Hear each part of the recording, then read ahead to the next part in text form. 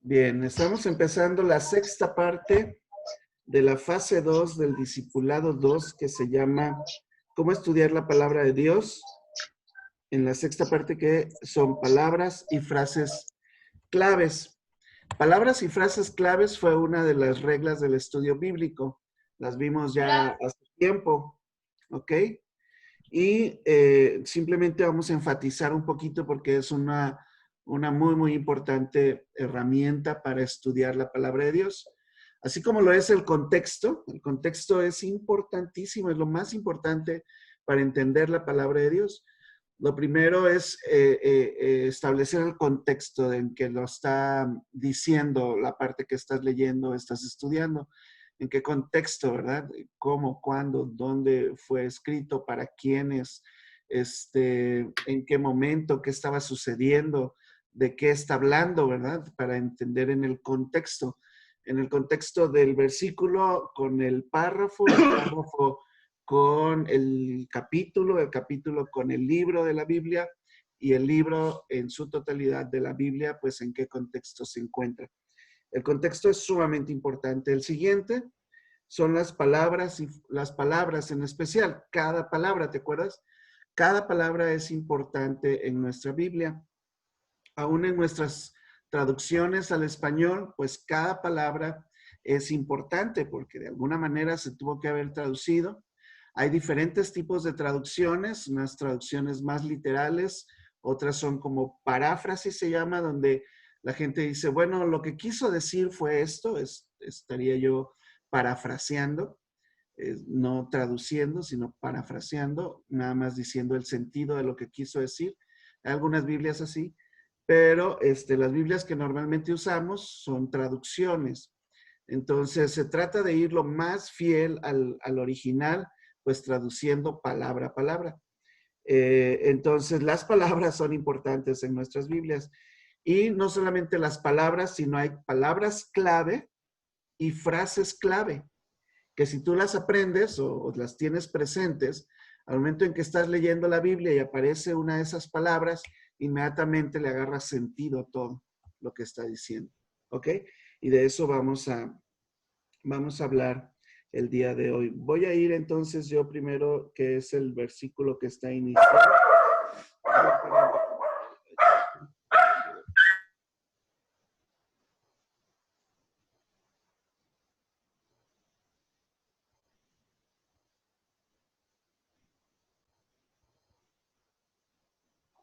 Ok, perdón.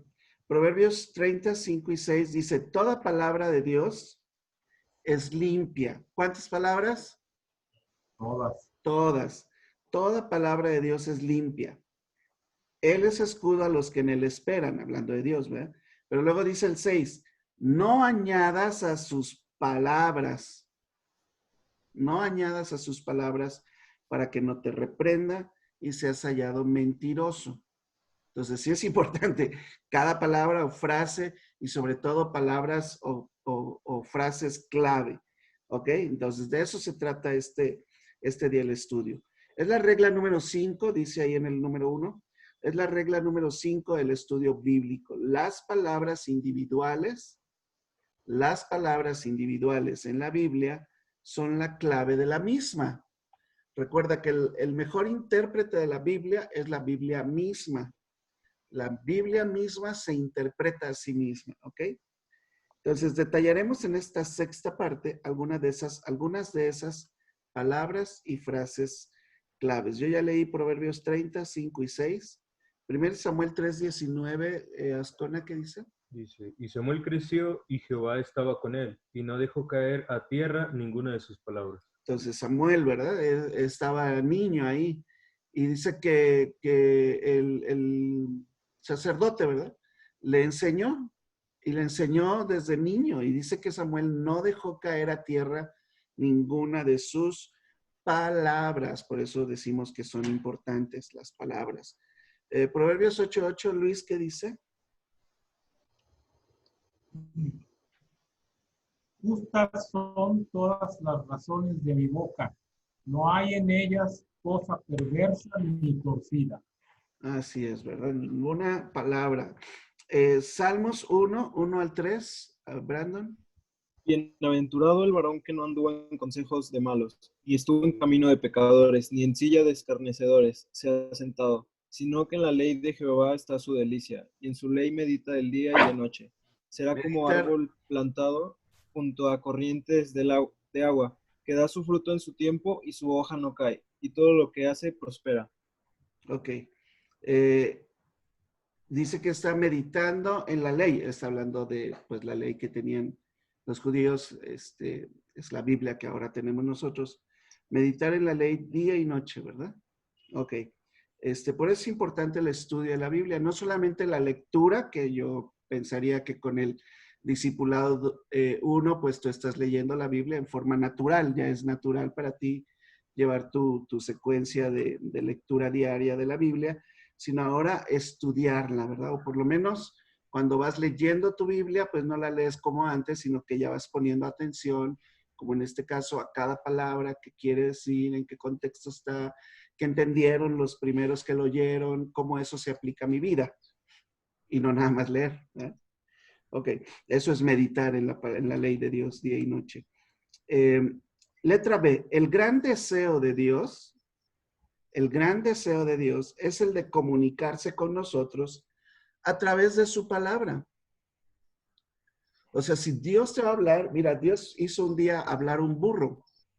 Y él, o sea, de veras, si él quiere hablarte, te puede empezar a hablar el perro que tienes ahí en la casa. Pero eso va a ser porque pues, no abres la Biblia, ¿verdad? Porque toda la palabra de Dios está ahí. Ya, si Dios tiene que usar otra cosa para hablarte, pues es porque no vas a su palabra. No estás poniendo atención a las palabras, a la palabra de Dios. Entonces, es importante que sepamos que Dios tiene un gran deseo de comunicarse con nosotros a través de su palabra. De hecho, el lenguaje original en el que fue escrito para todo el pueblo. Era, por ejemplo, el Nuevo Testamento era el griego koiné. O sea, había diferentes tipos de griegos. El griego koiné era el griego del pueblo, o sea, el griego que hablaba todo el mundo de ese entonces. Era para que todo el mundo pudiera entender lo que la palabra de Dios decía, ¿ok? No estaba en un idioma difícil o diferente o escondido, ¿verdad? Estaba en el idioma de todos, ¿verdad? Y todos pudieron leer ahí sin problema la palabra y entenderla. Por muchos años después se quedó en latín, un lenguaje que ya nadie nunca volvió a hablar. Nadie nunca entendió la palabra de Dios porque no era un idioma que todo el mundo entendiera. Y ese fue el gran secreto de lo que llamamos la Reforma. En 1500, Martín Lutero, pues lo que hizo este cura de la Iglesia Católica fue traducir de latín al alemán que todo el pueblo alemán hablaba. Y pues se acaba de inventar la imprenta, así que empezó así como nosotros a postear en el Facebook, pues él sacaba impresiones y las regaron por las calles, las iban repartiendo como volantes, ¿verdad? Y entonces salió la palabra de Dios y todo el mundo pudo leer por primera vez la Biblia otra vez después de 1000 años de oscuridad. Pero la palabra de Dios está ahí para que tú la leas en un idioma que tú puedes entender, ¿ok? Éxodo 25-22, ¿qué dice Citlali? Y de allí me declararé a ti, y hablaré contigo de sobre el propiciatorio, de entre los dos querubines que están sobre el arca del testimonio, todo lo que yo te mandaré para los hijos de Israel.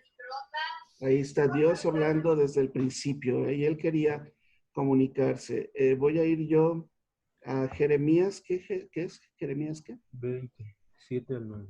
Jeremías 20, del 7 al 9, dice, está hablando aquí Jeremías, y escucha cómo maneja el lenguaje él.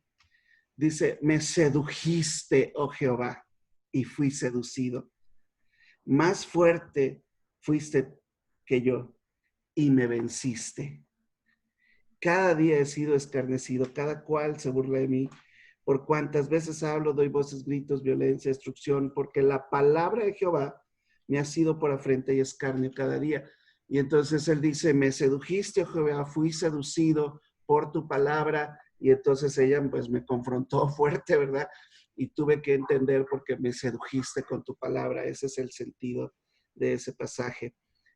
Salmos 119, 130, Ascona. Dice, la exposición de tus palabras alumbra, hace entender a los simples. ¿Hace entender a quién? Simples. A los simples, o sea, tú y yo que somos aquí simples mortales, ¿verdad? No a los eruditos, no a los estudiados, no al del doctorado, a los simples, como tú y como yo, ¿verdad? Salmos 4, supongo que es largo, Luis Francisco, ¿tienes ahí Salmos 4? Sí, todo el capítulo. Pues déjame. Son 8 Pues versículos. dale a los 8 versículos. Ok. Respóndeme cuando clamo, oh Dios de mi justicia.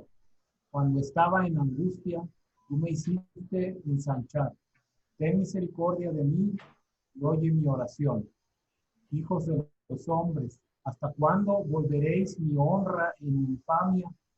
¿Amaréis la vanidad y buscaréis la mentira?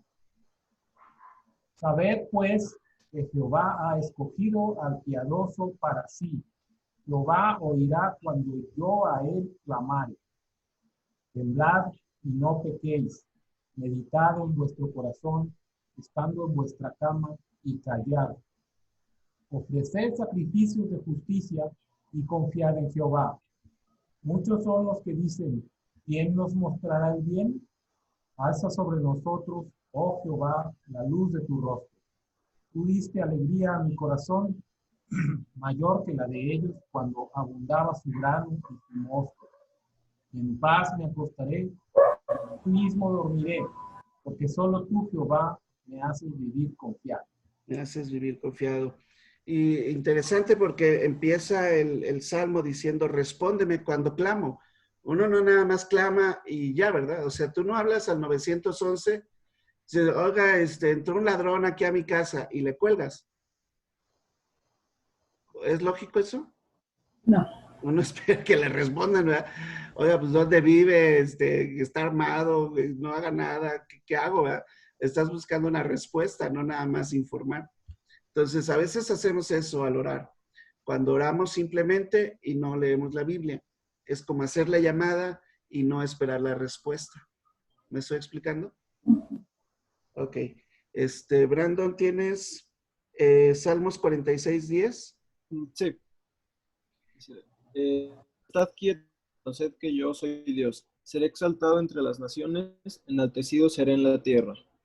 Así es. Estad quietos, ¿verdad? Y esperamos una respuesta de parte de Dios. Este es el clásico. Citlali, te tocó. Sí, dice, clama a mí y yo te responderé y te enseñaré cosas grandes y ocultas que tú no conoces. Así es, ¿verdad? Clama a mí y yo ¿qué? Te responderé. Wow, ¿verdad? Clama y yo te responderé. ¿Cómo te va a responder Dios? A través de su palabra. ¿Okay? Bueno, todo el capítulo entero de Salmo 119 no lo vamos a leer. Letra C. Letra C dice, pon atención a las palabras individuales de la Biblia. Pon atención a las palabras individuales de la Biblia. ¿Ok? Entonces, déjame ver si puedo hacer algún ejemplo aquí rápidamente. Vamos a poner aquí concordancia bíblica. Ahora voy a regresar aquí. Concordancia electrónica. Vamos a regresar aquí. Ok. Entonces voy a intentar compartirte mi pantalla. Aquí. Compartir. Ok. Si tú vas al internet y le pones ahí en el buscador concordancia o concordancia bíblica, te va a salir algo así como esto. Ok. Aquí tú puedes meter cualquier palabra. Dime una palabra, Ascona, que quieras buscar en la Biblia. ¿Buscar la Biblia? Ajá. Una palabra. Concupiscencia. ¿Perdón? Concupiscencia. Concupiscencia. Y le das clic. Concupiscencias, perdón.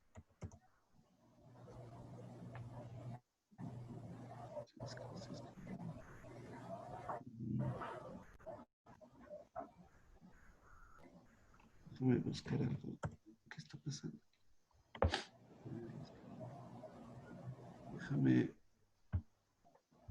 buscar aquí. Concu es SC. Okay. Concupiscencia. Perdón. Entonces tú le pones ahí concupiscencias, como viste, y te salen todos los pasajes en la Biblia donde aparece la palabra. ¿Ok? Esa es una concordancia. Entonces, tú quieres saber de concupiscencias, tendrías que ir a Romanos 1:24, donde dice, por lo cual también Dios los entregó a la inmundicia en la concupiscencia de sus corazones, de modo que se honraron entre sí sus propios cuerpos. Romanos 6:12, no reine pues el pecado en vuestro cuerpo mortal, de modo que lo obedezcáis en sus concupiscencias. Segunda de Timoteo 3:6, porque de estos son los que se meten en las casas, llevan cautivas a las mujercillas cargadas de pecados, arrastradas por diversas concupiscencias. Y así, ¿verdad? Y entonces te saca todos los versículos que hablan acerca de ello. Esa es una búsqueda sencilla. Déjame buscar por palabra. Se le aparecen las mismas. Ok. Vamos a buscar otra, por ejemplo, tribulación. Vamos a ver, tribulación. Y hay 40 resultados. Y así, ¿verdad? Eso es puedes hacer un estudio importante así, simplemente para relacionar palabras y buscar pasajes paralelos, ¿ok? Entonces dice la letra C en tus notas. Pon atención a las palabras individuales de la Biblia. Número 1, usa tu concordancia. Ahora, en las Biblias antiguas, en la parte hasta el final, algunas, no todas, pero algunas traían una concordancia donde tú buscabas la palabra y traía todos los versículos o la mayoría de los versículos donde se mencionaba esa palabra.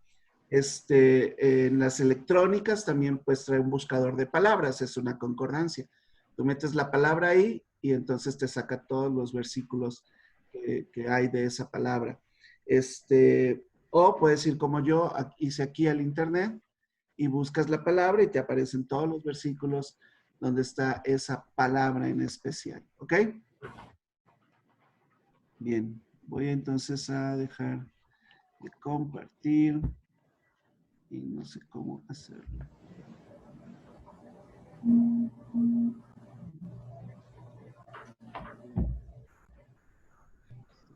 Deja de compartir. Ok, ahí está. Bien, esa es una concordancia, ¿ok? Es importante utilizarla. Vamos aquí entonces. Número 2. Palabras y frases claves desempeñan diferentes funciones para el estudio serio de la Biblia. Palabras y frases claves desempeñan diferentes funciones para el estudiante serio de la Biblia. Hola, Roxana, no te había visto. Hola, hola. Perdón, es que dijiste que eran las 8, pero me fui a limpiar la cocina y de repente pensé que eran las 8:30 y se me olvidó. Ok, y aquí estamos. Entonces, letra A. ¿Para qué me van a servir estudiar palabras o frases? Bueno, una es para establecer contextos. Establecen contextos.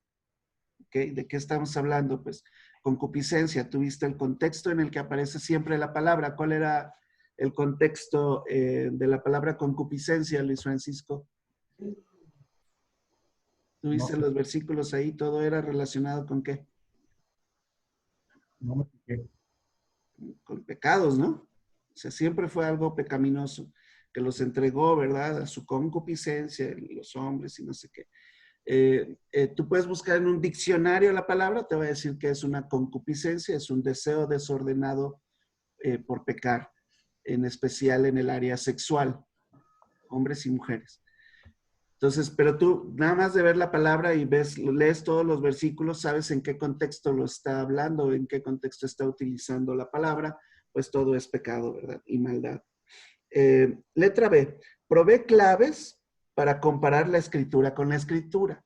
Provee claves para comparar la escritura con la escritura. Entonces, tú viste en la concordancia, yo metí la palabra y salen todos los versículos que la usan. Eso te puede ayudar a hacer una comparación, pues, qué dijo Pablo y qué dijo Pedro acerca de la concupiscencia, o qué le dijo Pedro a Timoteo, que era un joven, y qué le dijo a una iglesia en general sobre la concupiscencia, y entonces comparar, ¿verdad? Versículos con versículos o escritura con escritura. Para eso te puede ayudar el estudio de las palabras. 1 Corintios 2, 19 al 16. ¿Tendrás Biblia, Yolita? Sí, yo lo tengo. ¿Tú lo tienes? Dale, Iván. 1 Corintios 2, 9 al 16. Luego Yolita, Isaías 28, 9 al 10. Y luego Rox, Juan 16, 12 al 13. Okay. Dale, Iván. Antes 1 bien, Corintios 2, 9 al 16. okay. Antes bien, como está escrito, cosas que ojo no vio, ni oído oyó, ni han subido en el corazón de hombre, son las que Dios ha preparado para los que le aman. Pero Dios nos las reveló a nosotros por el Espíritu, porque el Espíritu todo escudriña aún lo profundo de Dios. ¿Por qué? ¿Quién de los hombres sabe las cosas del hombre, sino el Espíritu del hombre que está en él? Así tampoco nadie conoció las obras de Dios, sino el Espíritu de Dios. Y nosotros no hemos recibido el Espíritu del mundo, sino el Espíritu que proviene de Dios, para que sepamos lo que Dios nos ha concedido. Lo cual también hablamos, no con palabras enseñadas por sabiduría humana, sino con las enseñanzas, con la que enseña el Espíritu, acomodando lo espiritual a lo espiritual. Pero el hombre natural no percibe las cosas que son del Espíritu de Dios, porque para él son locura, y no las puede entender, porque se ha de discernir espiritualmente. En cambio, el espiritual juzga todas las cosas, pero él no es juzgado de nadie. Porque ¿quién conoció la mente del Señor? ¿Quién le instruirá? Mas nosotros tenemos la mente de Cristo. Así es, ¿verdad? Entonces está hablando todo el tiempo acerca del discernimiento que Dios nos ha dado, que pues hay un límite también para eso y unos pueden entender, pero otros no, según si tienes el Espíritu de Dios o no, que nos revela todas las cosas. Por eso dice, pues tienes la mente de Cristo. Isaías 28, 9 al 10. ¿A quién se enseñará ciencia? ¿A quién se entenderá doctrina? ¿A los destetados? ¿A los arrancados de los pechos? ¿Por qué mandamiento tras mandamiento, mandato sobre mandato, renglón tras renglón, línea sobre línea, un poquito allá y otro poquito allá? Así es. Y entonces Dios es el que se encarga, dice, le voy a enseñar incluso a los destetados, a los bebés, incluso si tienen mi espíritu, ellos pueden entenderme, dice Dios. Y Juan 16, 12 al 13, Rose.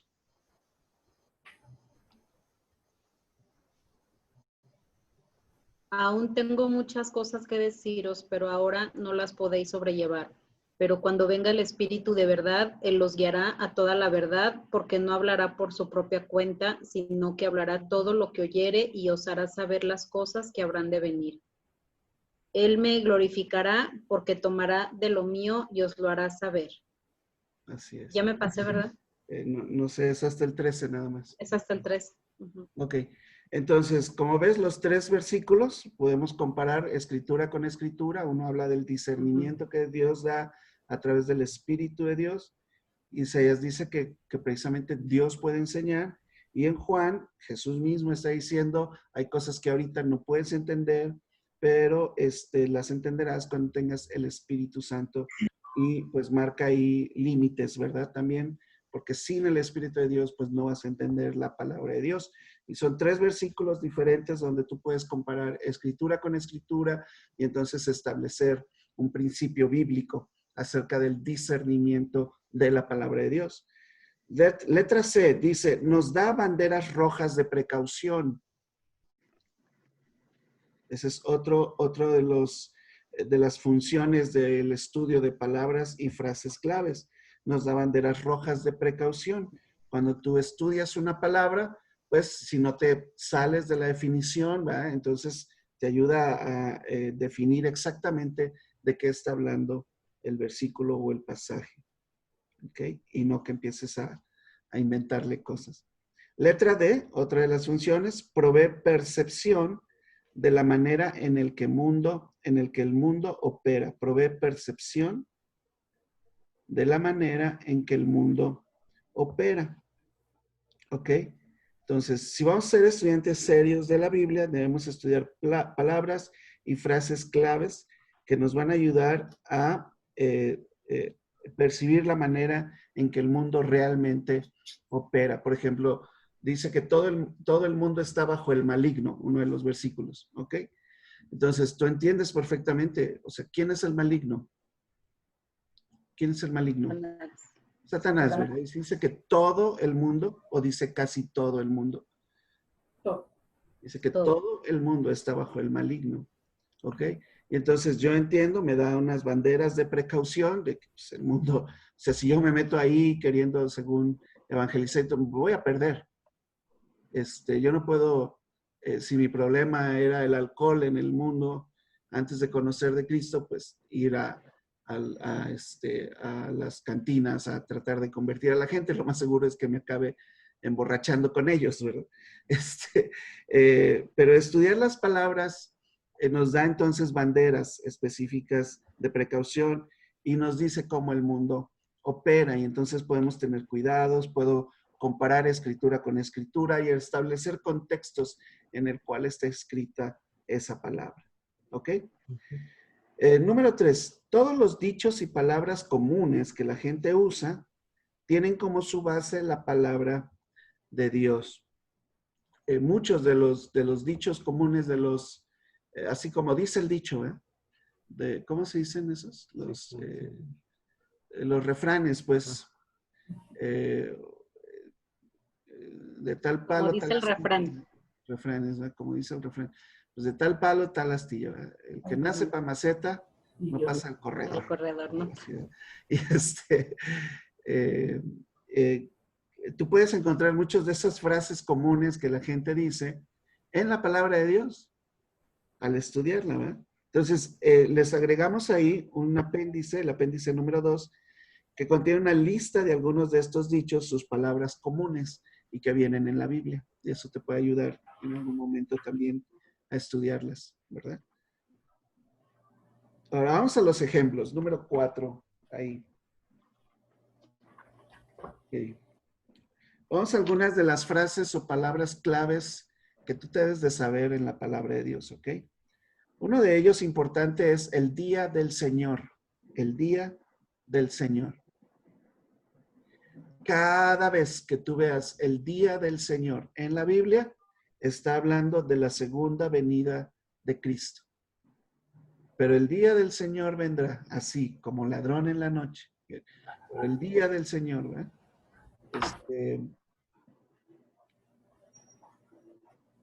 Hasta que la luz resplandezca, ¿verdad? Y no sé qué. Ahorita estamos de noche, pero esperamos el día, ¿verdad? Aquel día, el día del Señor. ¿Ok? Siempre que veas esa frase, el día del Señor en la palabra de Dios, va a estar referida a la segunda venida de Jesucristo. Uh-huh. También lo vas a encontrar en la Biblia, también conocido como aquel día. En aquel día va a ser esto. Está hablando de la segunda venida. Hay ejemplos en Zacarías 14, Zacarías 12, son capítulos completos. Pero voy con Joel 2, 1 y 2. Creo que me toca a mí. Joel 2, 1 y 2. Dice, tocad trompeta en Sión y dad alarma en mi santo monte. Tiemblen todos los moradores de la tierra, porque viene el día de Jehová.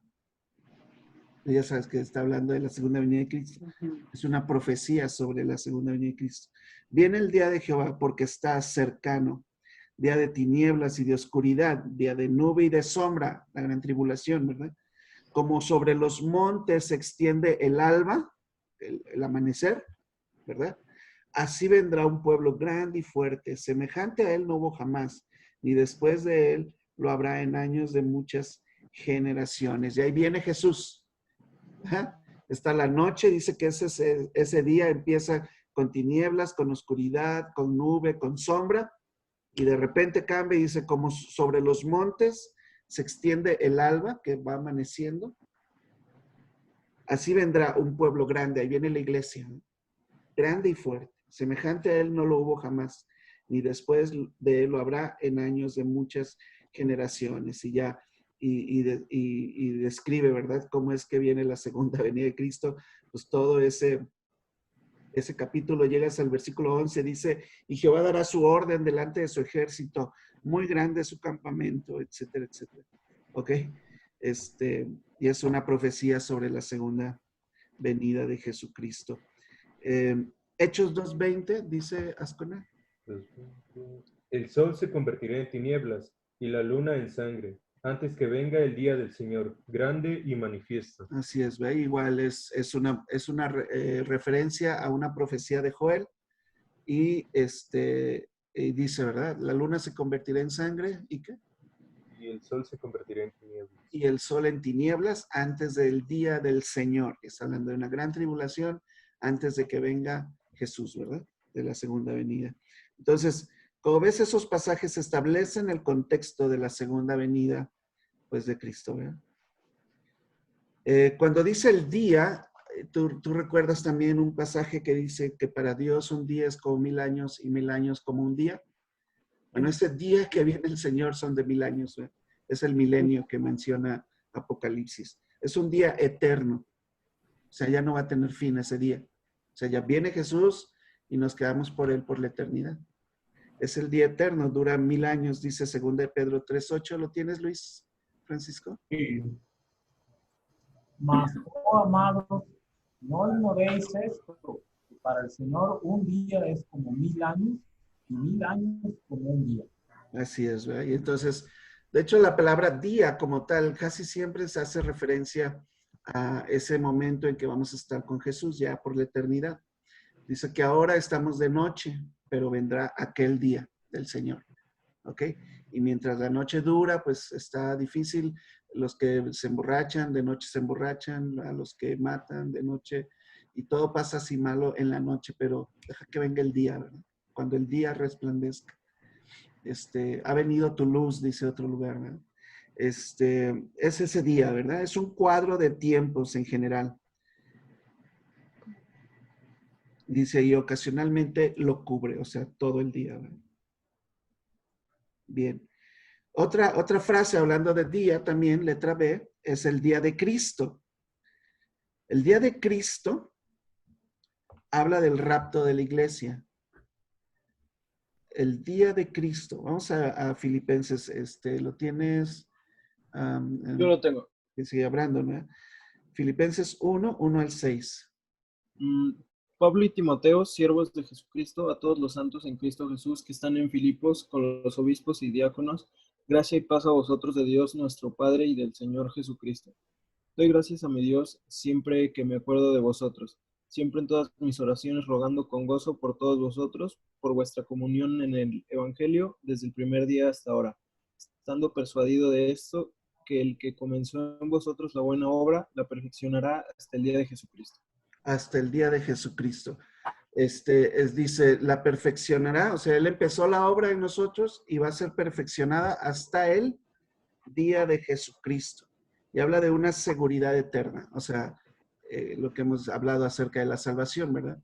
Empieza, o sea, eres salvo y luego entonces eres perfeccionado en un proceso que llamamos santificación. Va siendo perfeccionado, pero no alcanza uno la perfección hasta el día de Jesucristo, ¿no? Y habla de esa seguridad eterna que tenemos con Él. Hay otros 2 versículos ahí. Citlali, ¿lo tienes antes que duermas?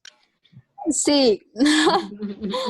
Segunda de Tesalonicenses 2, 1 al 5, y luego creo que sigue Iván. Sí, dice, pero con respecto a la venida de nuestro Señor Jesucristo y nuestra reunión con Él, os rogamos, hermanos, que no os dejéis mover fácilmente de vuestro modo de pensar, ni os conturbéis, ni por espíritu, ni por palabra, ni por carta como si fuera nuestra, en el sentido de que el día del Señor está cerca. Nadie os engañe en ninguna manera, porque no vendrá sin que antes venga la apostasía, y se manifieste el hombre de pecado, el hijo de perdición, el cual se opone y se levanta contra todo lo que se llama Dios o es objeto de culto, tanto que se sienta en el templo de Dios como Dios, haciéndose pasar por Dios. ¿No os acordáis que cuando yo estaba todavía con vosotros os decía esto? Que habla acerca del día del Señor. Yo estoy en confusión en cuanto a eso, pues habla otra vez. Primera de Tesalonicenses 5, 1 al 11, ¿lo tiene Iván? Pero se acerca de los tiempos y de las ocasiones, no tenéis necesidad, hermanos, de que yo os escriba, porque vosotros sabéis perfectamente que el día del Señor vendrá así como ladrón en la noche. Que cuando digan paz y seguridad, entonces vendrá sobre ellos destrucción repentina, como dolores a mujer encintada, y no escaparán. Mas vosotros, hermanos, no estaréis en tinieblas, para que aquel día os sorprenda como ladrón, porque todos vosotros sois hijos de luz e hijos del día. No somos de la noche ni de las tinieblas. Por tanto, no durmamos como los demás, sino velemos y seamos sobrios. Pues los que duermen de noche, duermen, y los que se embriagan de noche se embriagan. Pero nosotros somos del día, seamos sobrios, habiéndonos vestido con la coraza de fe y amor, y con la esperanza de salvación como yelmo, porque no nos ha puesto Dios para ira, sino para alcanzar salvación por medio de nuestro Señor Jesucristo, quien murió por nosotros para que ya que, ya que sea que velemos o que durmamos, y vamos juntamente con Él, por lo cual animaos unos a otros y edificados unos a otros, así como lo hacéis. Ok, entonces ahí habla otra vez del día del Señor. No nos puede agarrar dormidos, ¿verdad? Por eso tenemos que velar, como con un velador que vela en la noche, no se queda dormido. Se queda dormido, lo sorprende el ladrón, y eso no debe pasar con nosotros. Debemos estar alertas y despiertos, porque no somos de la noche, somos del día, y el día del Señor vendrá para que no nos agarre desprevenidos. Número 3, dice, diferencia entre día del Señor y día de Cristo. Simplemente es una observación. Diferentes miembros de la Trinidad obtienen su esposa. Cuando habla del día del Señor, generalmente se refiere al rapto de la iglesia. Cuando habla del día de Cristo, habla generalmente de su segunda venida. Ok. Vamos a la siguiente, letra C. Aquellos días, cada vez que escuches, en aquellos días, cada vez que escuches en aquellos días, se refiere al periodo de la tribulación, ¿ok? De la tribulación. Como tú has escuchado, la tribulación, hay dos tiempos de la tribulación, 3 años y medio de una tribulación que parece más bien que todo va muy bien y que pues, la llevan muy bien sin cristianos el mundo. Y luego 3 años y medio donde se dice la gran tribulación, no nada más la tribulación, sino la gran tribulación, donde entonces este individuo que llamamos el anticristo, pues se rebela contra todo lo que tenga que ser Dios, y entonces Dios descarga su ira sobre este mundo y es destruido, ¿verdad? Eso es la gran tribulación. Vamos a leer estos pasajes. ¿Quién después de Iván? ¿Yolita? ¿Está por ahí, Yolita?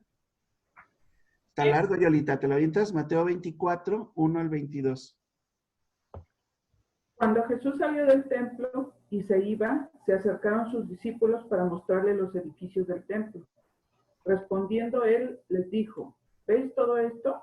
De cierto os digo, que no quedará aquí piedra sobre piedra que no sea derribada. Y estando él sentado en el monte de los olivos, los discípulos se le acercaron aparte, diciendo, dinos, ¿cuándo serán estas cosas y qué señal habrá de tu venida y el fin del siglo? Respondiendo Jesús les dijo, mirad que nadie os engañe, porque vendrán muchos en mi nombre diciendo, yo soy el Cristo, y a muchos se engañarán. Y oiréis de guerras, rumores de guerras, mirad que no os turbéis, porque es necesario que todo esto acontezca, pero aún no es el fin, porque se levantará nación contra nación, y reino contra reino, y habrá pestes y hambres y terremotos en diferentes lugares. Y en todo esto será principio de dolores. Entonces os entregarán a tribulación, y os matarán, y seréis aborrecidos de todas las gentes por causa de mi nombre. Muchos tropezarán entonces, y se entregarán unos a otros, y unos a otros se aborrecerán. Y muchos falsos profetas se levantarán y engañarán a muchos. Y por haberse multiplicado la maldad, el amor de muchos se enfriará, mas el que persevere hasta el fin, este será salvo. Y será predicado este evangelio del reino en todo el mundo, para testimonio a todas las naciones, y entonces vendrá el fin. Porque tanto cuanto veáis en el lugar santo de la abominación desoladora, de la que habló el profeta Daniel, el que lee, entienda. Entonces, los que están en Judea, huyan a los montes. El que está en la azotea, no descienda para tomar algo de su casa. Y el que está en el campo, no vuelva atrás para tomar su capa. Mas, hay de los que estén en cinta y de los que críen en aquellos días. Orad pues, que vuestra huida no sea en invierno ni en día de reposo, porque habrá entonces gran tribulación, cual no la ha habido desde el principio del mundo hasta ahora, ni la habrá. Y si aquellos días no fuesen acortados, nadie será salvo.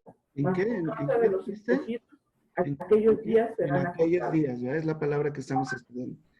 En aquellos días, ok. ¿Qué más dice? Perdón. Ya, hasta ahí. Perdón, en aquellos días. ¿Qué? Si aquellos días no fuesen acortados, nadie será salvo.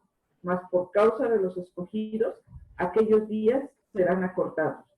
Aquellos días, ¿verdad? Y entonces repite dos veces y acaba de decir que se está refiriendo a la gran tribulación. Habrá gran tribulación como no la hubo jamás. Y en aquellos días, y ya dice, ¿verdad? Y tendrán que ser acortados aquellos días, porque si no, pues nadie va a ser salvo en ese tiempo. Está hablando de la gran tribulación. ¿Puedes seguir, Roxana, Mateo 24, 29 al 37? Sí. E inmediatamente después de la tribulación de aquellos días, el sol se oscurecerá y la luna no dará su resplandor y las estrellas caerán del cielo y las potencias de los cielos serán conmovidas. Entonces aparecerá la señal del Hijo del Hombre en el cielo y entonces lamentarán todas las tribus de la tierra y verán al Hijo del Hombre viniendo sobre las nubes del cielo, con poder y gran gloria. Y enviará a sus ángeles con gran voz de trompeta y juntarán a sus escogidos de los cuatro vientos, desde un extremo del cielo hasta el otro. De la higuera aprended la parábola, cuando ya su rama está tierna y brotan las hojas, sabéis que el verano está cerca. Así también vosotros, cuando veáis todas estas cosas, conoced que está cerca a las puertas. De cierto os digo que no pasará esta generación hasta que todo esto acontezca. El cielo y la tierra pasarán, pero mis palabras no pasarán. Pero del día y la hora nadie sabe, ni aun los ángeles de los cielos, sino solo mi Padre. Mas como en los días de Noé, así será la venida del Hijo del Hombre. Y ya. Ok. Bien, y entonces habla de aquellos días y otra vez lo conecta con la tribulación. Dice, en la tribulación de aquellos días, y otra vez, ¿verdad? Cada vez que veas aquellos días. Aquí es Jesús hablando acerca de lo que va a venir y de lo que va a pasar. Si recuerdas, Mateo está escrito a los judíos y entonces les está diciendo, oigan, judíos, ustedes se van a quedar en ese tiempo si no reciben a Jesús como su Salvador. Algunos judíos creyeron, tú recuerdas esa parte, aún en la historia de la humanidad, muchos judíos han creído en Cristo Jesús. Hoy en día hay iglesias judío-cristianas, que reconocen a Jesús como su Mesías. Está hablando de la gran mayoría de los judíos que no creen en Jesús, pues ellos se van a quedar precisamente en esa gran tribulación. Está hablando de aquellos días. Mira, cada vez que aparece, lo puedes ver así como un momento de tribulación, un momento donde los seres humanos pues no tienen poder. Génesis 6, que está referido hacia los días de Noé, vino un momento de gran maldad en la tierra, pero aquí este pasaje es controversial y difícil. Simplemente quiero que vayamos a donde dice aquellos días, pero lo voy a leer completo. Génesis 6, 1 al 4. Hablando de la maldad de los hombres, dice el título ahí en mi Biblia. Aconteció que cuando comenzaron los hombres a multiplicarse sobre la faz de la tierra, y les nacieron hijas, que viendo los hijos de Dios que las hijas de los hombres eran hermosas, tomaron para sí mujeres, escogiendo entre todas. Y dijo Jehová, no contenderá mi espíritu con el hombre para siempre, porque ciertamente él es carne, mas serán sus días 120 años. Había gigantes en la tierra. ¿En dónde? En aquellos días. Y también después que se llegaron los hijos de Dios a las hijas de los hombres y les engendraron hijos, estos fueron los valientes que desde la antigüedad fueron varones de renombre. En el versículo 5 sigue diciendo, y vio Jehová que la maldad de los hombres era mucha en la tierra y que todo designio de los pensamientos del corazón de ellos era de continuo solamente el mal.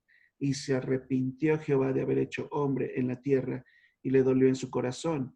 Y dijo Jehová, raeré de sobre la faz de la tierra a los hombres que he creado, desde el hombre hasta la bestia y hasta el reptil y las aves del cielo, pues me arrepiento de haberlos hecho. Pero Noé halló ¿qué? Gracia ante los ojos de Jehová. La gracia es la que nos salva.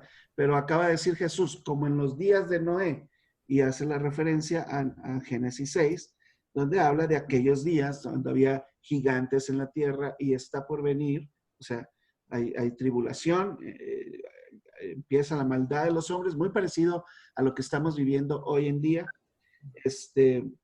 Y pues inmediatamente tú sabes la historia después de eso.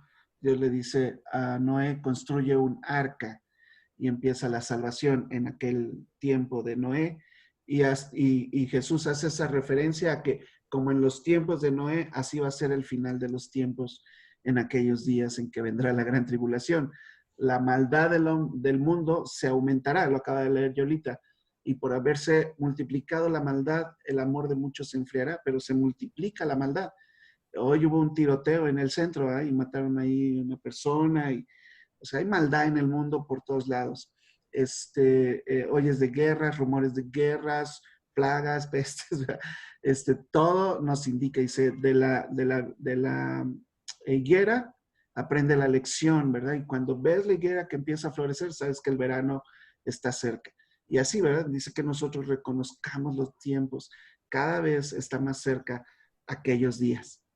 Y eso es a lo que se refiere. ¿Ok? Jueces 17:6, Ascona, ¿lo tienes? En aquellos días no había rey en Israel. Cada uno hacía lo que bien le parecía. Bueno, pues parece mucho a estos días, más bien no aquellos días, en que cada quien hace bien lo que le parece y no hay rey en Israel. O sea, casi nadie toma en cuenta a Dios, ¿verdad? Y Dios tiene que siempre buscar la salida para hallar la salvación. En el caso de Noé, fue Noé y su arca. Luego, pues con Jesús y su salvación, metiéndonos a nosotros en esa salvación. Pero va a llegar el día, ¿verdad?, en que esto se va a terminar y vendrá gran tribulación. Sergio. Sí. Por ejemplo, este versículo y el anterior que habla de aquellos días, se refiere porque, aunque aquí no están profetizando los días de la segunda venida de Cristo y que va a ser la gran tribulación, se refiere a ellos porque son parecidos a la gran tribulación, Así es. lo que sucedía en esos momentos en el Antiguo Testamento. Así es. Acuérdate de las dos palabras más importantes en la Biblia. ¿Quién se acuerda? Las dos palabras más importantes de la Biblia. Así y cómo. Así y cómo. Esas son las más importantes. Porque así como en los días de Noé, así será la venida del Hijo del Hombre. ¿Verdad? Y lo conecta. ¿verdad? Inmediatamente el Antiguo con el Nuevo Testamento, así y como. Ok. Supongo que Jueces 18:1, que me toca a mí, ¿verdad? Dice lo mismo. Jueces 18:1, porque los jueces precisamente hablan de ese tiempo de la tribulación. En aquellos días no había rey en Israel, y en aquellos días, ahora escucha esto, en aquellos días la tribu de Dan buscaba posesión para sí, donde habitar, porque hasta entonces no había tenido posesión entre las tribus de Israel en aquellos días. ¿Ok? Bien, en aquellos días siempre hace énfasis sobre la tribulación, el tiempo de la tribulación. No hay rey en Israel. O sea, Dios y su iglesia ya se fueron. No hay rey en Israel. ¿Ok? Y en aquellos días, y ahora habla de la tribu de Dan. La tribu de Dan es interesante en el Antiguo Testamento. Es uno de los hijos de Isaac, de Israel, perdón. De las 12 tribus de Israel. Espérame.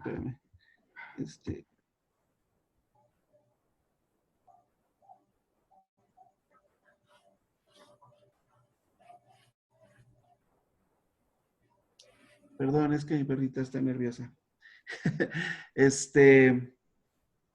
La tribu de Dan es una de las 12 tribus de Israel. Y tú ves sus hijos de Israel, ¿verdad? Pues de Jacob, pues está Dan ahí metido. José, que es el penúltimo hijo, pues es vendido a Egipto y luego después nace Benjamín y es el último de los 12 hijos de Jacob o de Israel. Luego pues ya se encuentran, tú sabes la historia, bajan a Egipto porque había hambre, el faraón tiene un favor con él, les entrega una tierra, la tierra de Gosén, y ahí llegan y se establecen las 12 tribus, y ahí está la tribu de Dan.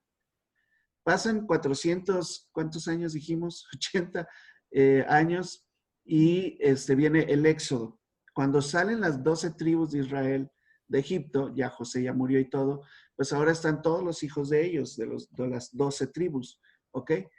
Pero José tuvo 2 hijos, Manasés y Efraín. Manasés y Efraín son los 2 hijos de José.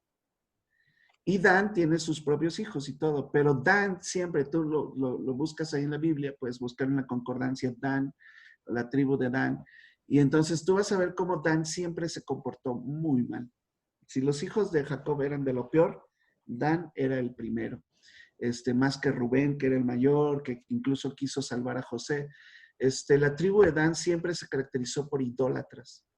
Se robaban estatuillas, ¿verdad? Que las adoraban. Siempre hubo problemas con la tribu de Dan. Cuando llegamos aquí a Jueces 18, dice que en aquellos días la tribu de Dan buscaba una posesión para sí, donde habitar, porque hasta entonces no había tenido posesión entre las tribus de Israel. Pero Josué, tú recuerdas, ahora Josué un poquito antes de Jueces, había repartido la tierra a las 12 tribus, pero a Dan no le dio. Y entonces Josué cambió la tribu de Dan por un hijo de José. Y entonces puso a la tribu de Manasés y la tribu de José. Y le da un lugar como hijo en las tribus a Manasés y sacan de la lista a Dan, a la tribu de Dan. ¿Ok? Cuando llega... Perdón. Perdón.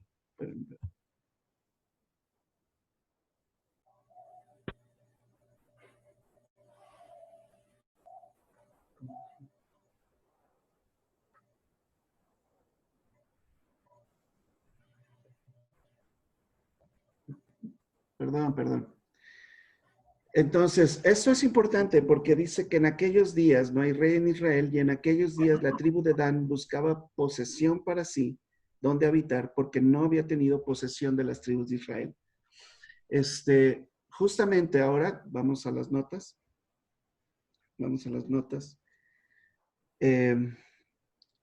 Número 2. La palabra ahí es danitas.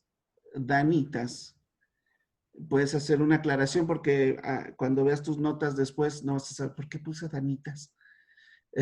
Ponle ahí la tribu de Dan.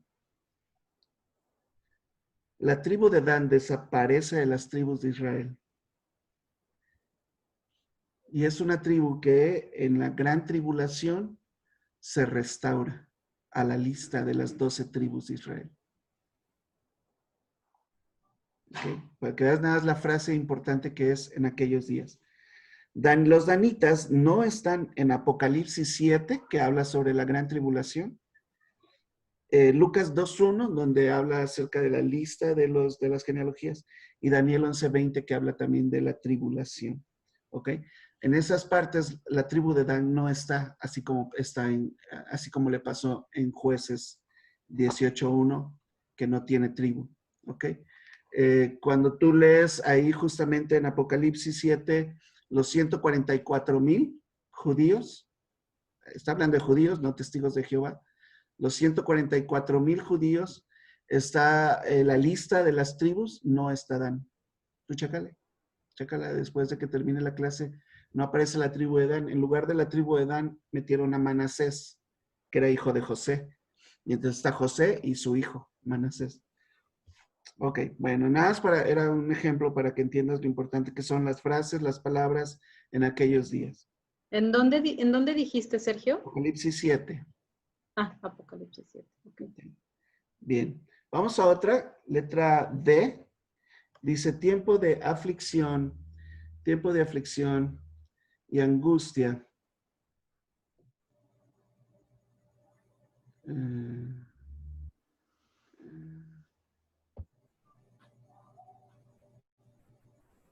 Perdón. Ok, tiempo de aflicción y angustia. ¿Proverbios lo tienes? Proverbios 25, 19. Como diente roto y pie descoyuntado es la confianza en el prevaricador en tiempo de angustia. Como diente roto.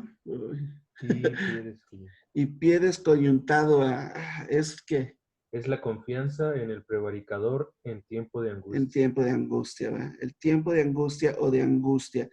Proverbios 21, 19 al 20, ¿lo tienes, Luis Francisco?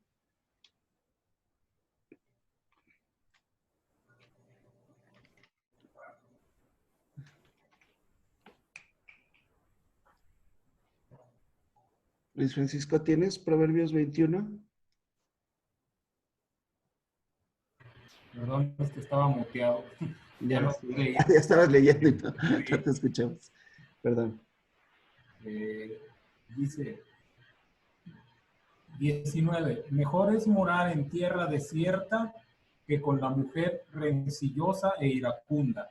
20 dice, tesoro precioso y aceite hay en la casa del sabio, mas el hombre insensato todo lo disipa. Todo lo disipa. Y habla acerca de tener aceite, que es un tipo del Espíritu Santo, y cuando no lo tienes, ¿verdad? O no te dejas ser guiado por el Espíritu, van a venir tiempos de aflicción, de angustia, problemas en la casa, como dice, con una mujer rencillosa, ¿verdad? Todo eso habla de tiempos de aflicción o de angustia. Número 2, tiempo de angustia para Jacob. Habla del pueblo de Israel, ¿verdad? Tiempo de angustia. Tienes Jeremías 37. Yo lo tengo. Cuán grande es aquel día, tanto que no hay otro semejante a él. Tiempo de angustia para Jacob, pero de ella será librado. Tiempo de angustia para Jacob, pero de él será librado. Ok. Daniel 12:1, Citlali. Sí, en aquel tiempo se levantará Miguel, el gran príncipe que está de parte de los hijos de tu pueblo, y será tiempo de angustia, cual nunca fue desde que hubo gente hasta entonces. Pero en aquel tiempo será libertado tu pueblo, todos los que se hallen escritos en el libro. Ok, otra vez describe tiempos de angustia, de aflicción. Daniel 9:25, Iván. Voy.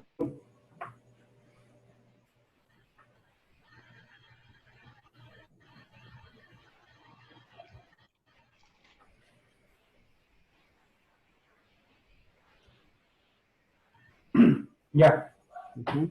despertará sus fuerzas y su ardor contra el rey del sur con gran ejército, y el rey del sur se empeñará en la guerra con grande y muy fuerte ejército, mas no prevalecerá porque le harán traición.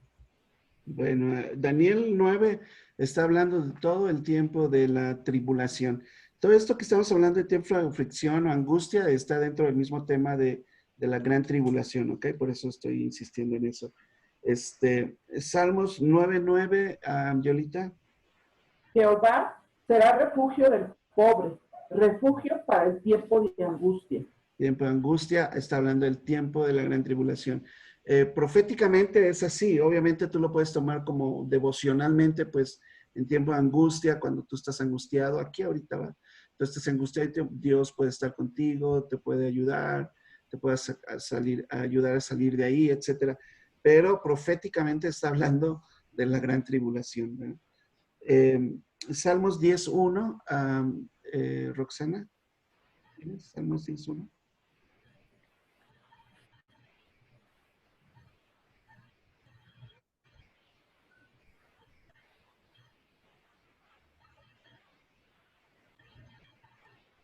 Está muteado, Rox. Está en mute. Porque estás lejos, oh Jehová, y te escondes en el tiempo de la tribulación. Bueno, más claro ni el agua, ¿verdad?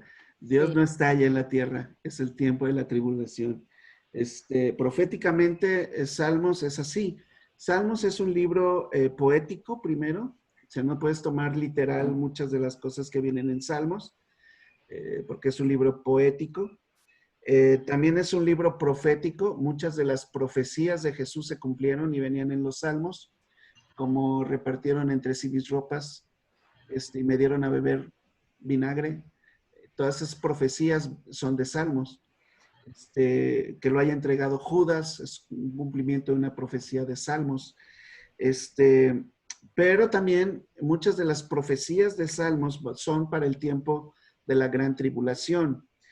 Y tú los lees simplemente, o la gran mayoría de nosotros leemos los Salmos muy devocionalmente. Dios me levantó de lodo cenagoso, ¿verdad? Puso mis pies sobre peña y enderezó mis pasos y dices, wow, eso hizo Dios conmigo y todo está bien. Esa es la parte devocional del estudio.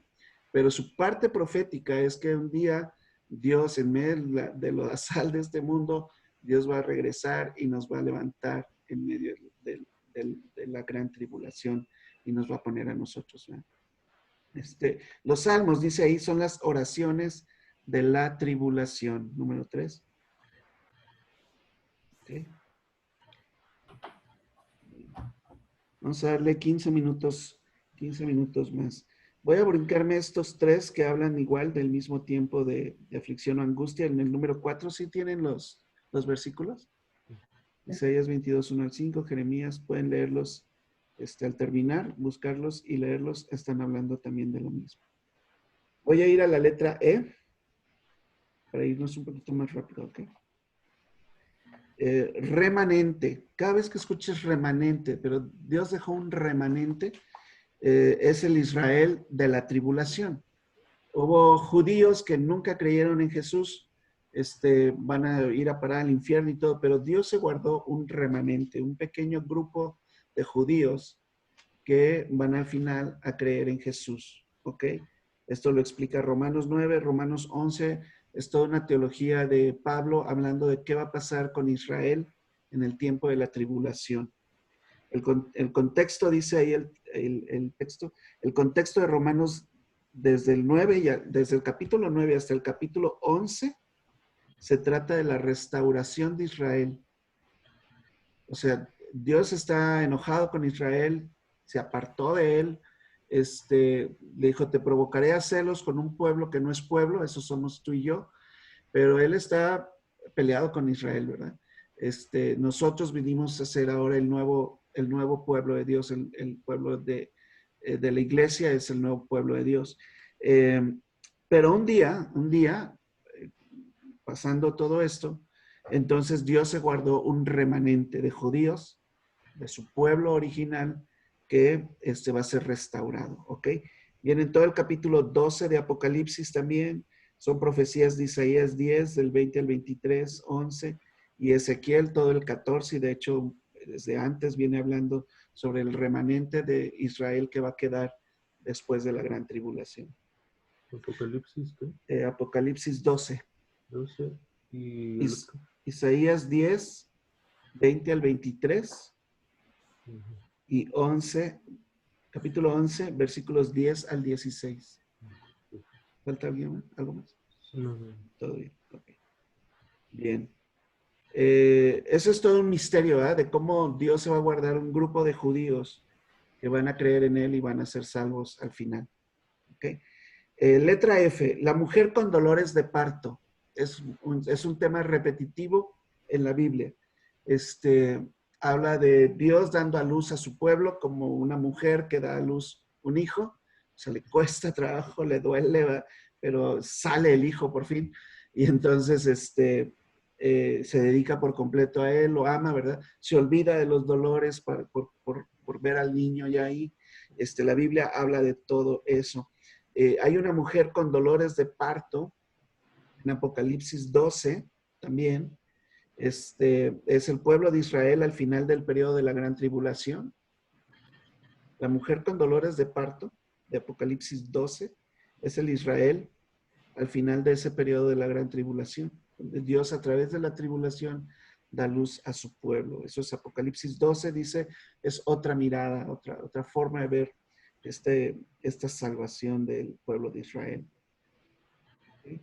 Incluso Pablo lo utiliza hablando de los corintios, creo que sí son los corintios que dice que por ustedes vuelvo a tener dolores de parto y entonces darlos a luz para entregarlos a Cristo, y habla del evangelismo y el discipulado como una tarea dolorosa para dar a luz a un hijo de Dios y entregárselo a él. ¿Ok? Y bueno, son las imágenes que hay en esos versículos. ¿Los tienen todos? Isaías 13. Los dos últimos, ¿verdad? En el número 3 es Miqueas 4, del 8 al 10. Y Primera de Tesalonicenses 5. Primera de Tesalonicenses 5, del 1 al 4. ¿Me puedes repetir los de letra E, Sergio, por favor? La letra. Yo no sé por qué pensé que nada más se estaba comentando de ya. la letra E. Ajá. ¿Cuál es El número 2 y el número 3. El 2 es Apocalipsis 12. Okay. Y el número 3, 12. Isaías Ajá. 10. Sí. Del 20 al 23. Sí. Isaías 11. Del 10 al 16. Ok, gracias. Vamos a la letra G. Quedan 10 minutos. Vamos a la letra G. Es una palabra que se utiliza en los salmos. Generalmente no la leemos, pero sí está en los originales hebreos. Y es una palabra que está escrita como Selah. S-E-L-A-H. Selah.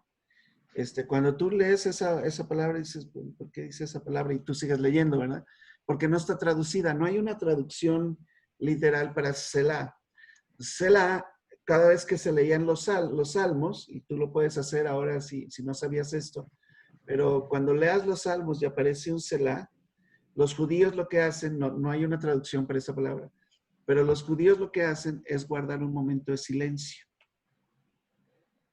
Y al momento de guardar el momento de silencio, reflexionan en lo que acaban de leer. Está bien interesante si tú lees la Biblia, bueno, los salmos de esa manera. Vas leyendo y te encuentras un Selah y haces silencio y meditas en lo que acabas de leer y luego continúas. ¿Ok? Esta palabra Selah significa o representa al milenio, esos 1000 años después de la gran tribulación. ¿Ok? Literalmente es una expresión musical, porque los salmos generalmente eran cantados.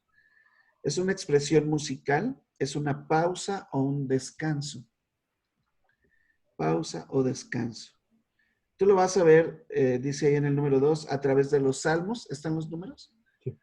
Y de hecho hay muchos salmos que traen Selah, ¿verdad? Habacuc 3 incluso lo utiliza. Número 3, Habacuc 3. Número 4, Salmos nos pinta un cuadro también del milenio, así como de las oraciones de la gran tribulación, ¿verdad? Espera en Jehová, oh alma mía, ¿por qué has de atormentarte? ¿Verdad? Y está hablando de esas oraciones en la gran tribulación y habla de la esperanza de cuando Jesús venga y se establezca aquí en la tierra. Es una manera de leer los salmos en forma profética. ¿Ok? Voy a dejar el número 5. No sé qué palabra falta ahí. El número 5. Petra. Selah igual.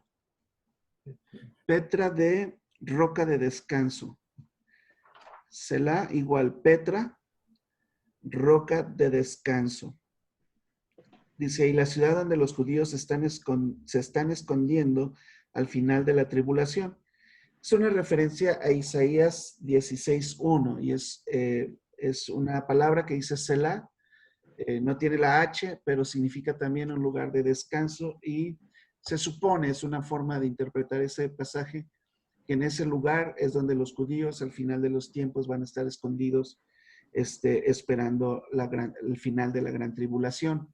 Se interpreta de esa manera ese pasaje y literalmente es un sitio que en nuestro mapa actual, no lo dice así la Biblia, pero en nuestro mapa actual es una ciudad antigua que se encontró, que se llama Petra. La ciudad entera está esculpida en piedra. Es todo un misterio. Pero tú puedes buscar Petra, la ciudad de Petra en Google. Te van a hacer unas imágenes impresionantes de un palacio tremendo, todo esculpido en piedra de la antigüedad. Nadie sabe quién lo hizo, cómo lo hicieron. Y viene marcado en la Biblia en ese versículo. Es un misterio también. Ok. Vamos a la letra H con 5 minutos. Casi terminamos. Virgen, siempre que aparezca la palabra virgen o vírgenes, habla de la iglesia. Perdón, virgen habla de la iglesia. Virgen habla de la iglesia. Sí te voy a leer 2 Corintios 11. 2 Corintios 11.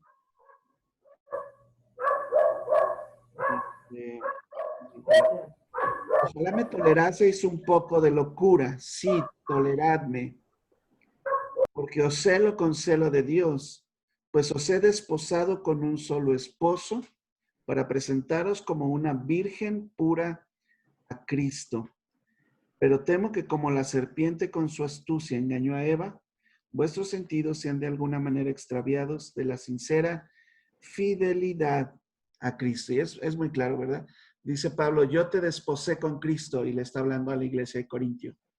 O sea, miembros de la iglesia, ustedes están casados con Cristo, yo los desposé con Cristo, los casé con Cristo, como una virgen, dice ahí. Y entonces siempre una virgen es la iglesia en la Biblia. Vemos a Rebeca manifestándose a sí mismo cuando encuentra a Isaac, como una virgen. En Cantares hay imágenes constantes del esposo y la esposa antes del matrimonio, como una virgen buscando al esposo. Todo Cantares es así, y es un romance entre la iglesia y Cristo. Mateo 13, 45 al 46 habla de la perla de gran precio. ¿Ok? También está hablando de la iglesia. Y la frase hija virgen de Sión o Jerusalén se refiere a Israel. ¿Ok? Es Israel que le fue infiel a Dios también, ¿verdad? La Virgen de Sión o Jerusalén se refiere a Israel. Ok. Vírgenes, letra I con 3 minutos. Vírgenes son los 144,000 testigos de Apocalipsis. Te voy a leer Apocalipsis 14:4. Apocalipsis 14:4. Bueno, un poquito antes para encontrarle el contexto. Sergio. Sí. No son los de los que hablan los testigos de Jehová, ¿verdad? Que dicen que ellos son los Ellos elegidos de son los... y eso, ¿eh? ¿No son esos? No, o sea, hay una referencia en Apocalipsis 7, que ya hablamos de él. Déjame leerte, dice, después, capítulo 14, versículo 1. Después miré, y aquí el Cordero estaba en pie sobre el monte de Sión, es Jesús en Jerusalén, y con él 144,000 que tenían el nombre de él y el de su padre escrito en la frente. Son diferentes. Y oí una voz del cielo, como estruendo de muchas aguas y como sonido de un gran trueno. Y la voz que oí era como de arpistas que tocaban su arpa. O sea, no es la voz de Dios, más bien es el canto congregacional de los que venimos después de la tribulación. Y cantaban un cántico nuevo delante del trono y delante de los 4 seres vivientes y de los ancianos. Y nadie podía aprender el cántico, sino aquellos 144,000 que fueron redimidos de entre los de la tierra. Entonces, hay 144,000 que son judíos y hay 144,000 que no son judíos, pero también están ahí como gente especial que Dios escogió de entre la tierra. Está hablando de el pueblo de Israel y el pueblo de Dios, la iglesia. ¿Ok? Dice, versículo 4, estos son los que no se contaminaron con mujeres, pues son vírgenes. ¿Ok?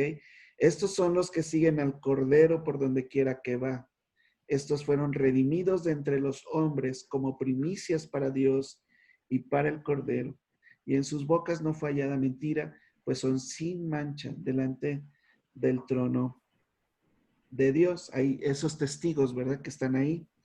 Aquí la diferencia, dice el número 2, la hace la S. La S, o sea, vírgenes, hace la diferencia. Dice un chiste de Felipe ahí, pregúntale a Superman, ¿verdad? Con su S. Es un chiste de Felipe. Ok.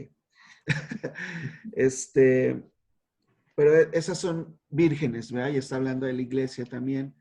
Un grupo especial de varones, suponemos, personas muy especiales para Dios de la iglesia, así como los 144,000 judíos también. J, híjole, nos quedan 3. Que le damos tan cortitos. Por los que llegaron tarde. Ok.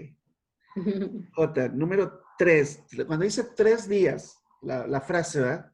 Durante 3 días, tú lo vas a ver repetidamente en la Biblia.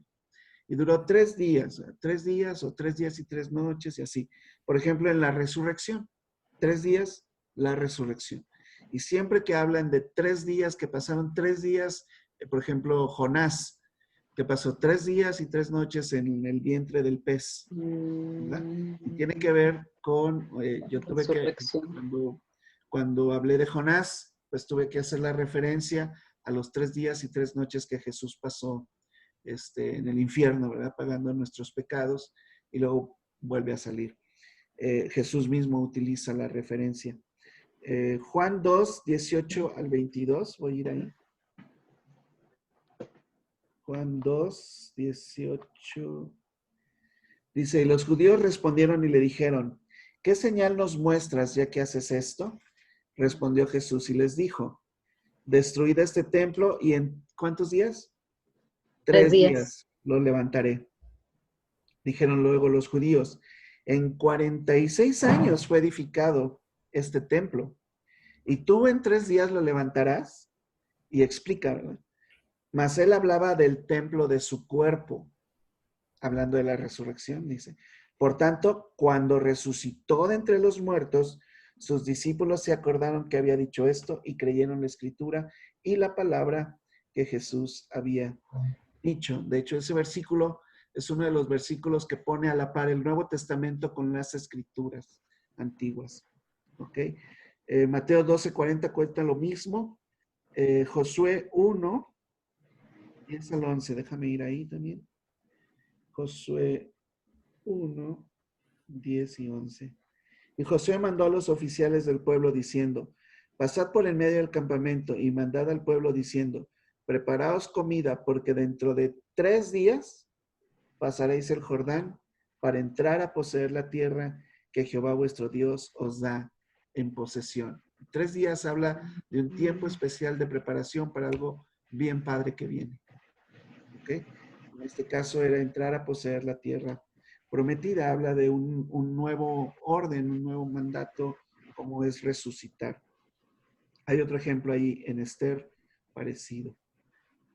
3 días, ¿verdad? Siempre el número, de hecho hay una sección de numerología que vamos a ver al final también, hablando del número 3. Vamos a los últimos 2. Letra K, sin causa. Sin causa siempre es una referencia a Jesucristo. Sin causa le aborrecieron, sin causa lo mataron. Sin causa está hablando de Jesucristo. Voy a leerte Juan 15, 25. Juan 15, 25. Dice, pero esto es para que se cumpla la palabra que está escrita en su ley. Sin causa me aborrecieron, dice Jesús. ¿Ok?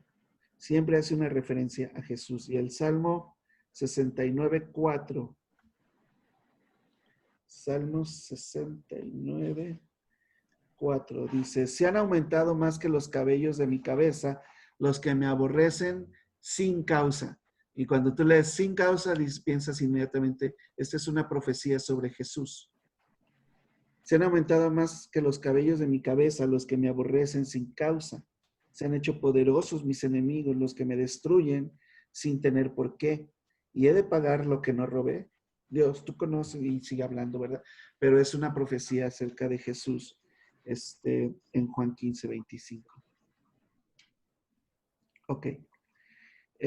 Por último, está la sangre inocente. Tú sabes que la sangre inocente siempre es ¿quién?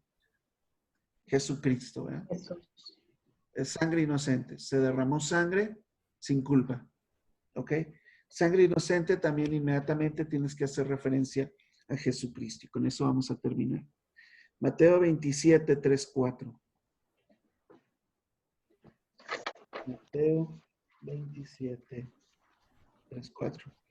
Entonces Judas, el que le había entregado, viendo que era condenado, devolvió arrepentido las 30 piezas de plata a los principales sacerdotes y a los ancianos, diciendo, yo he pecado entregando sangre inocente.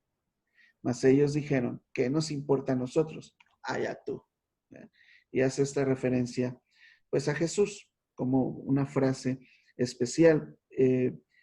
Por ejemplo, en Deuteronomio, voy a leerte Deuteronomio 21, 1 al 9. Deuteronomio 21.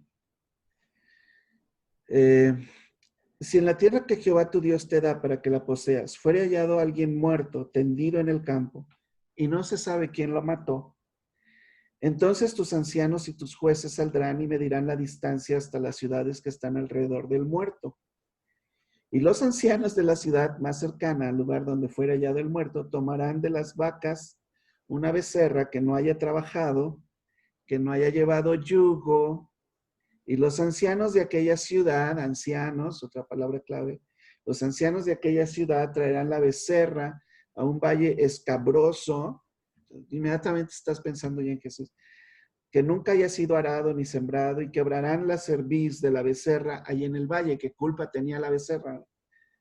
Entonces vendrán los sacerdotes, hijos de Leví, porque a ellos escogió Jehová tu Dios para que les sirvan, y para bendecir en el nombre de Jehová, y por la palabra de ellos se decidirá toda disputa y toda ofensa.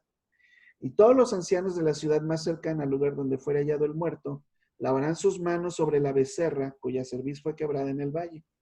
Y protestarán y dirán, nuestras manos no han derramado esta sangre, ni nuestros ojos lo han visto. Perdona a tu pueblo Israel, al cual redimiste, oh Jehová, y no culpes de sangre inocente a tu pueblo Israel, y la sangre le será perdonada. Y eso está haciendo una referencia completa a la salvación en Cristo Jesús por su sangre. Y la sangre le será perdonada. Y tú quitarás la culpa de la sangre inocente de en medio de ti cuando hicieres lo que es recto ante los ojos de Jehová. Hablando solamente de un ejemplo de sangre inocente. 1 Samuel 19, 1 a 5 nos muestra claramente a David como un tipo de Cristo. ¿Sí? Y otros ejemplos que tú puedes estudiar, que me gustaría que estudiaras los versículos que no leímos, como ejemplos generales, Isaías 30, todo el capítulo. Salmos 68, todo el capítulo.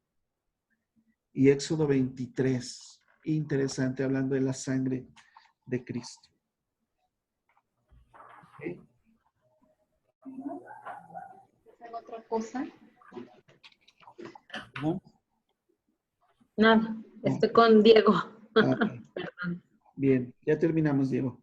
Está entonces ahí un apéndice de palabras claves que pudieras tú estudiar más a fondo con la ayuda de una concordancia.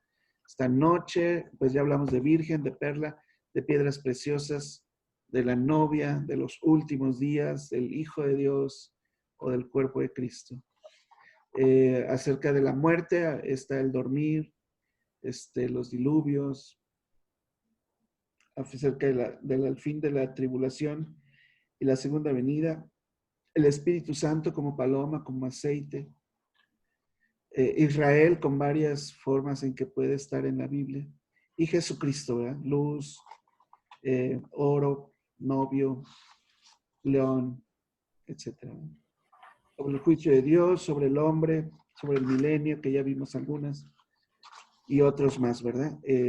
Como el campo, que es el mundo, el mar, el tercer día, ya lo vimos, aguas también, sobre el arrebatamiento, sobre Satanás, un chorro, sobre la segunda venida, vimos algunos, tribulación, y sobre la Biblia, espada, verdad, luz, un martillo, etc. Los dichos que había mencionado al principio, hay un chorro ahí, ¿ok? Que puedes ir estudiando, ¿ok? ¿Cuál es el énfasis entonces de esta lección? Que palabras y frases son claves para entender la Biblia. Y no es difícil, tú lo puedes entender. A este nivel tú puedes entender inmediatamente cuando escuchas sangre inocente, lo relacionas con Jesús. Y aunque es un salmo muy bonito que tú te puedes aplicar a ti en lo devocional, pues también sabes que es una profecía sobre la muerte de Jesús o sobre la tribulación o sobre el milenio, etcétera, etcétera. ¿Ok? Entonces tu lectura bíblica se enriquece. Bien, vamos a parar aquí. Vamos, de hecho, la siguiente sección es numerología. Está interesantísimo, interesantísimo. ¿Qué significa el número 1, el número 2, el número 3 en la Biblia, el número 7, el 6, el 10, el 12, el 40, el 400, 1000, un chorro de números en la Biblia, el 13, muy importante, que tú vas a ir aprendiendo el número 5, todos los números que tienen un significado especial en la Biblia. Bien interesante para que cuando tú estés leyendo también, pues tu lectura sea enriquecida o tu estudio bíblico sea enriquecido. ¿Ok? ¿Alguien tiene alguna duda o pregunta más antes de terminar? No. Okay. Bien, vamos a orar y vamos a terminar. ¿Puedes orar, Citlali, para terminar? Sí. Señor, primero que nada, gracias por este tiempo, que sea de mucho aprendizaje para nosotros y que lo que hemos aprendido lo pongamos en práctica en nuestra lectura diaria, que ya las personas que nosotros ya podamos descansar y pues gracias por este tiempo. En el nombre de Jesús, amén. Amén. Bien, pues Dios les bendiga a todos. Nos vemos.